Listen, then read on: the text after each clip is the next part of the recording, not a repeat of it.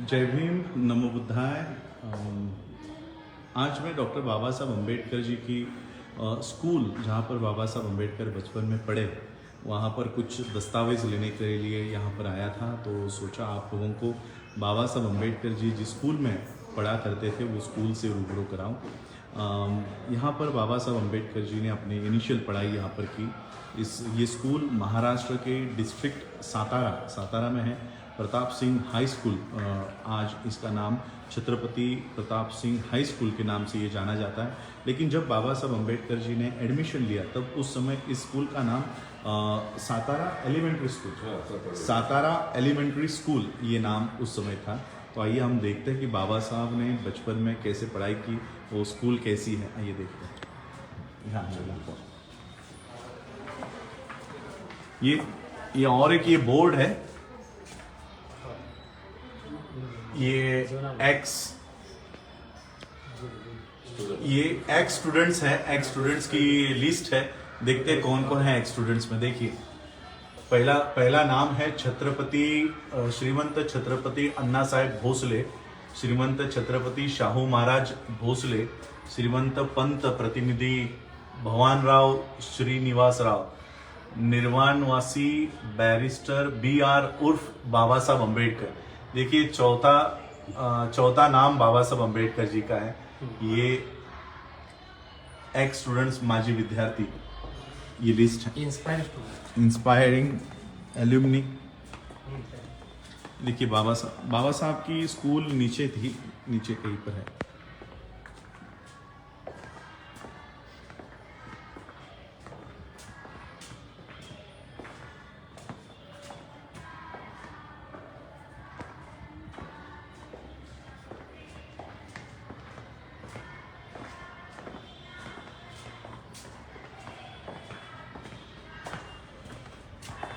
ही तेव्हाचीच building आहे। हो, त्यावेळची बिल्डिंग आहे. देखिए ही 1812 आहे ना ही। 1850 ला आपल्याकडे म्हणजे हे झाले, इथे रजिस्टर झाली, पण त्याच्या आधीपासून असेल ना। 1820 पासून आहे. परंतु 1820 ला हे विशिष्ट अशा प्रकारची पाठशाळा वगैरे होती.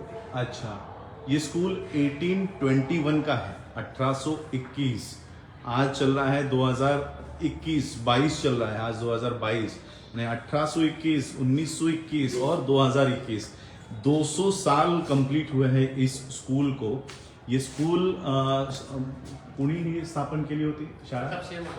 प्रतापसिंह महाराज प्रताप सिंह, श्रीमंत छत्रपति प्रताप सिंह भोसले महाराज, इनकी ये स्कूल उन्होंने उस समय ये बनाई थी। वो राजवाड़ा था उनका। ये राजवाड़ा होती। वो राजवाड़ा स्कूल को दिया। अच्छा, ये पहले ये उन राजा का महल था, राजवाड़ा, इसे मराठी में राजवाड़ा कहते हैं, राजा का महल था। ये पूरा महल उन्होंने स्कूल के लिए दिया था। ये बाबा साहब अम्बेडकर जी के नाम से। शिवाजी महाराज के 7वें वंशज। अच्छा, प्रताप सिंह महाराज कहते ये शिवाजी महाराज के 7वें वंशज थे, जिन्होंने ये पूरा उनका जो महल है ये स्कूल के लिए दिया था।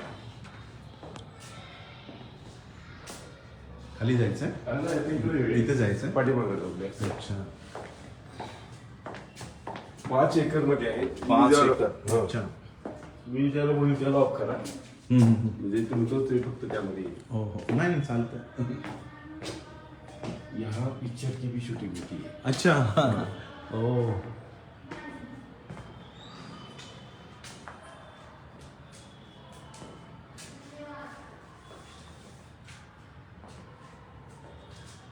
तेव्हाच असेल ना सगळं? शिसवला पुढे. अच्छा, आणि वर आहे ते सागवान आहे. हे आता खूप महाग आहे. अच्छा, याचीच प्रॉपर्टी, ह्या लाकडाची किंमत आहे कोट्यावधी रुपये. करोड़ों. देखो ये जो पिलर्स आप देख रहे हो, पिलर्स मेरे पीछे ये जो दिख रहे हैं, ये पिलर्स लकड़ी के हैं। इनकी कीमत आज करोड़ों में है। ये 200 साल से ये पिलर्स इसी तरह से खड़े हैं। देखो, वुडन, पूरा वुडन पैलेस है ये।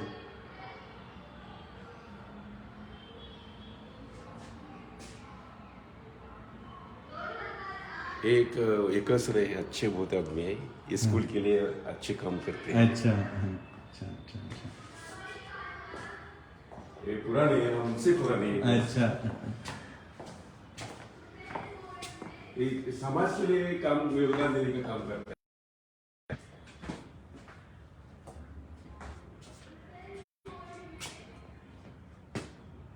देखो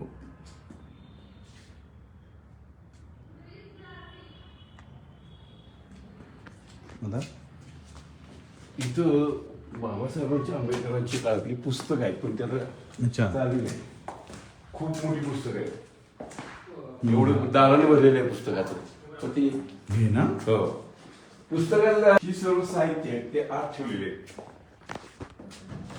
त्या काळातले आहेत. नेटवर्क जाने की वजह से आप लोग ये देख नहीं पाए, ये ब्रिटिश के समय से ये लैब है और यहाँ पर ये जो लैब देख रहे हो, ये जो ग्लोब है पृथ्वी, ये भी शायद ब्रिटिश वहीं से आई है, ब्रिटिश इंग्लैंड से और ये जितना भी साहित्य है ये सारा इंग्लैंड का है, उस समय का है. देखो वाफेचे इंजिन. आणि निश्चित या साहित्याला कुठेतरी त्यांचा स्पर्श झालेला असणार आहे.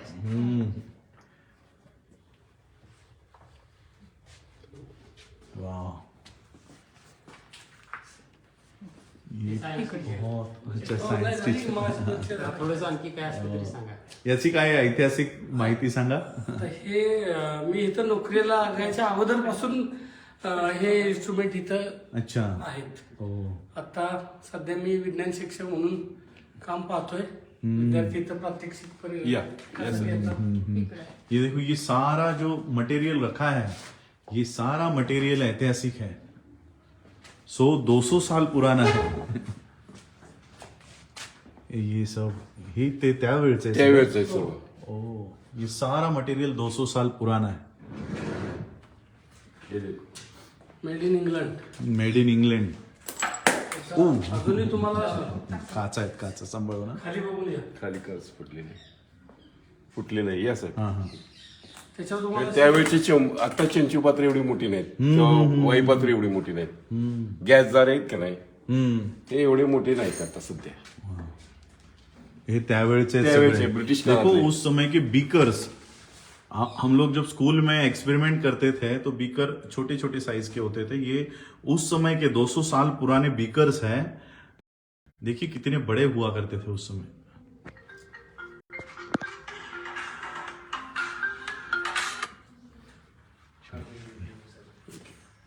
म्हणजे आता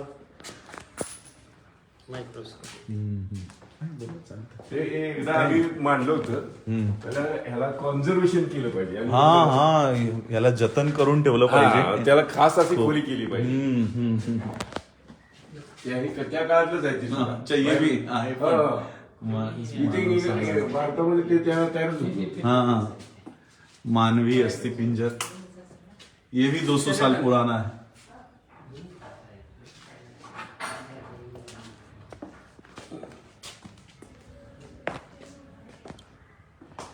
इतनी इम्पोर्टेंट, इतनी महत्वपूर्ण ये पूरी जगह है, लेकिन महाराष्ट्र में सातारा में देखिए इतना बड़ा दस्तावेज अगर किसी और देश में हो तो ये बहुत बड़ा म्यूजियम बनेगा.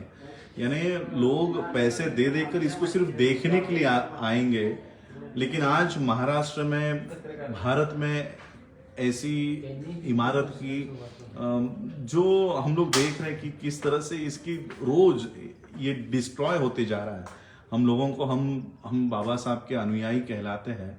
हम वर्ल्ड में बाबा साहब का लंदन का घर हमने लिया है, हमने बाबा साहब का कोलंबिया यूनिवर्सिटी में वहाँ पर स्मारक है, लेकिन जिस स्कूल में बाबा साहब पढ़े हैं उस स्कूल की ऐसी दुरावस्था होते जा रही है.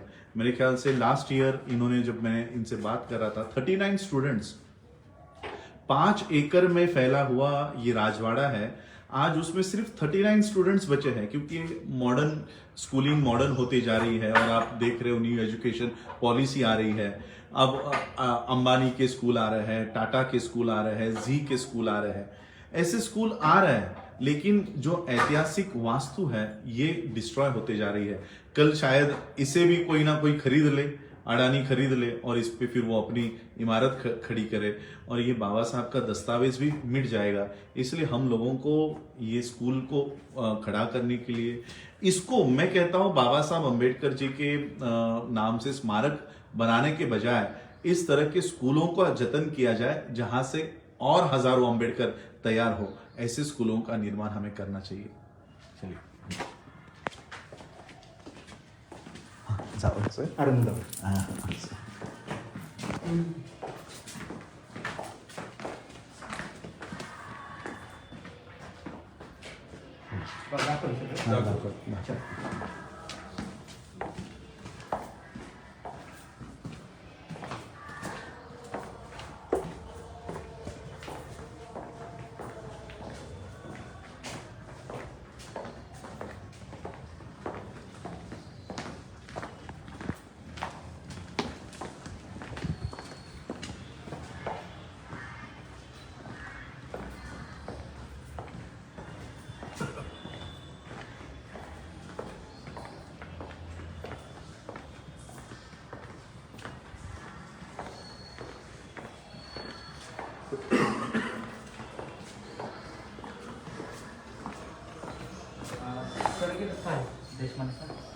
सर गेले आताच, त्यांच्या मीटिंग्स होत्या ना।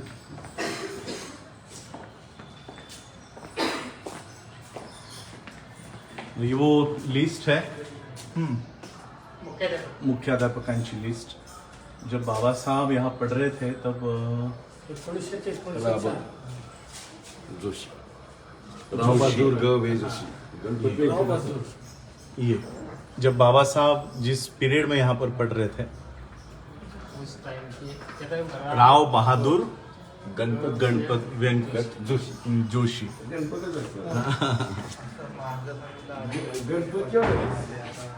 ते जरा सर्टिफिकेट काढा ना संदीप, सर्टिफिकेट काढा। और आज बाबा साहब के दस्तावेजों में, बाबा साहब के डॉक्यूमेंट्स में एक और डॉक्यूमेंट आज से ऐड होने जा रहा है और वो डॉक्यूमेंट है बाबा साहब का लिविंग सर्टिफिकेट। ये लिविंग सर्टिफिकेट आज तक किसी ने यहाँ से दिया नहीं था, तो ये लिविंग सर्टिफिकेट आज मैंने यहाँ से प्राप्त किया है।